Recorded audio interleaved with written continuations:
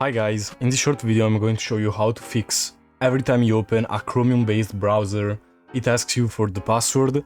This is very annoying. It started happening when I installed on Google Chromium, then I've tried Opera, which is Chromium based, then I've recently installed Google Chrome, and they all do the exact same thing. When I try to open them, it asks me for the password, and this is super annoying. I actually had to search a lot on the internet, and then I just had found nothing, so I had to find the fix myself.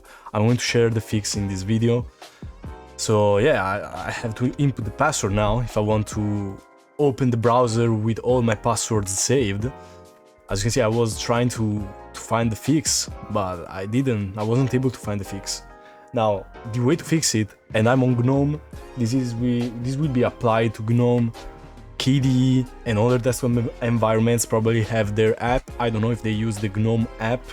If they use this GNOME app, passwords and keys, then it's going to be the same. If they use another app, another way to store these passwords, then it's going to be a little bit different based on that app, but the process should be similar across all desktop environments.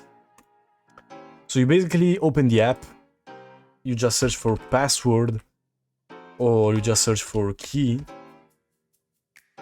So you can see, it opens this, which is the app. Then you right click on your passwords. The one called the login is the one that handles all the Chromium passwords. So you just right click on it, on login, you click change password. Now you input your password, which is probably your user account password, is the one that it's set by default.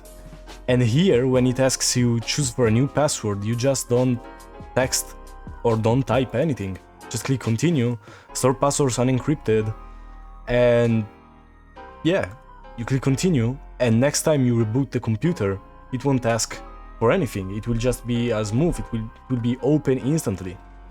And will not ask you for anything, it will just be seamless, like it is on Windows and Mac OS. So this is the fix, guys. I hope you enjoyed, and see you in the next video.